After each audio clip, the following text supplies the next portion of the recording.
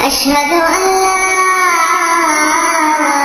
إله إلا الله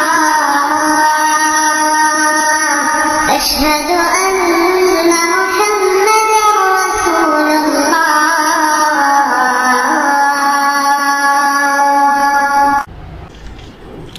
بشارتی خواب. یہ 20 جنوری 2010 کا قصہ ہے. محترم جان محمد شربت فروش کے صاحبزادی جو کہ 3 بھائیوں کی اقلیتی بہن ہے کے پاس ان کے پڑوس میں رہنے والی دوست صبح صبح آئی اور کہنے لگی میں نے رات خواب دیکھا ہے کہ تمہاری ایک بہن پیدا ہوئی ہے جس کا نام عائشہ ہے. جان محمد کی بیٹی نے ہنس کر کہا کہ آپ تو دیکھ رہی ہیں کہ میں والدین کے ایک ہی بیٹی ہوں اور امی کتنے ضعیف ہے. اب بہن کا کیا سوال ہے. اس کے کچھ ہی روز کے بعد انہوں نے خود بھی ایک خواب دیکھا. جان محمد کی بیٹی کہتی ہے خواب دیکھ رہی ہوں کہ شہر میں ہندو مسلم فساد ہو گئے ہیں. 3-4 ہندو لڑکے ایک لڑکی جو میری ہم عمر ہے کو مار رہے ہیں. اس کے کپڑے پاڑ دیے ہیں. میں وہاں سے گزر رہی ہوں. چند مسلم لڑکے اس لڑکی کو چھڑا کر اس کا ہاتھ میرے ہاتھ میں دے کر کہہ رہے ہیں کہ یہ تمہاری بہن عائشہ ہے, اسے آپ اپنے گھر لے جائیں. میں فوراً اپنی چادر اس لڑکی کو اڑا دیتی ہوں اور اپنے گھر لے آتی ہوں اور جاگ جاتی ہوں. صبح جب میں نے والدہ سے خواب کا ذکر کیا تو وہ بھی حیران ہوئی کہ اللہ خیر کرے, نہ جانے کیا معاملہ ہے. چند دن پہلے تمہاری دوست نے بھی اسی نام کے ظہور کا خواب دیکھا ہے. اللہ مالک ہے. تم ایسا کرو ایک چادر خرید کر رکھ لو, نہ جانے کس طرف اشارہ ہے. وہ خبیر الرحیم ہے.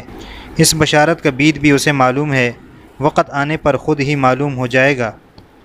تعبیر خواب کی. پورے 15 دن کے بعد از مغرب جان محمد صاحب کے گھر کی برقی گھنٹی بج اٹھی. جان محمد صاحب گھر پر تھے. اٹھ کر باہر کی طرف آئے اور کہا کون؟ مولانا صاحب نے کہا محترم بھائی دروازہ کھولیے, میں حفیظ الرحمان ہوں, مدینہ مسجد کا پیش امام. جان محمد نے کہا اچھا مولانا صاحب نے تکلیف کی, مجھے کہا ہوتا میں حاضر ہو جاتا. یہ مولانا حفیظ الرحمان صاحب نے کہا جی ذرا سائڈ پہ ہو جائیں, بہن اندر چلی جائیں. جان محمد نے کہا او اچھا آؤ بیٹی اندر آ جاؤ, اور عائشہ کے ساتھ جاتے ہوئے بیٹے کو آواز دی خورشید بیٹے بہن کو سنبھالو. پھر واپس مولانا صاحب کے پاس آئے. سارا حال احوال معلوم ہو گیا اور مولانا صاحب کے ساتھ مدینہ مسجد عشاء کی نماز کے لیے روانہ ہو گئے. بیٹے خورشید نے بڑی خوش دلی سے عائشہ کا استقبال کیا. ان کی والدہ بھی عائشہ کو دیکھ کر بہت خوش ہوئی اور کہنے لگی میرے گمان میں بھی نہ تھا کہ خواب کی تعبیر یوں ہوگی.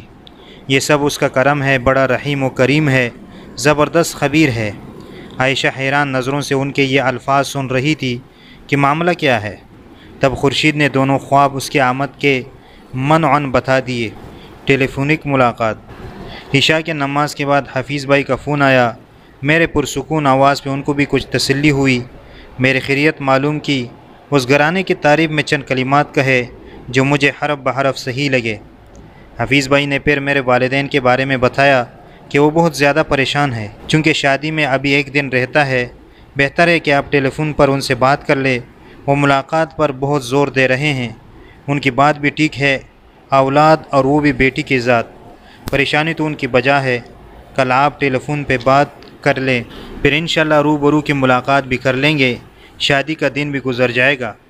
میں نے کہا ٹھیک ہے بھائی صاحب. حفیظ بھائی نے کہا میں 1 گھنٹہ کے بعد رابطہ کرائے دیتا ہوں, اس وقت تک آپ بھی سنبھل جائیں گی.